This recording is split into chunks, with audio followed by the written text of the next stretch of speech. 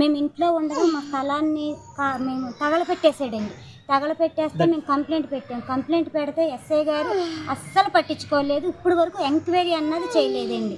మేము కంప్లైంట్ పెట్టామని మా బాబు ఒక్కడో ఉంటే మా బాబు మీద దౌర్జన్యం చేసి మా బాబుని కొట్టాడు. ఫిర్యాదు చేసినా పోలీసులు పట్టించుకోవటం లేదని, ఎవరికి చెప్పుకుంటావో చెప్పుకోమంటూ బెదిరిస్తున్నాడని కూడా బాధితురాలు చెబుతోంది.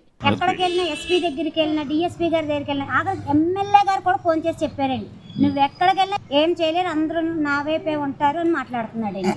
ఎక్కడికి వెళ్ళినా కానీ నాకు అసలు న్యాయం అన్నది జరగట్లేదు. ఎన్ని కంప్లైంట్లు పెట్టామంటే చాలా కంప్లైంట్లు సంవత్సరం నుంచి పెడుతున్నాం మేము, కానీ పట్టించుకోవట్లేదండి. అసలు ఏ పోలీసు వాళ్ళు పట్టించుకోవట్లేదు మమ్మల్ని.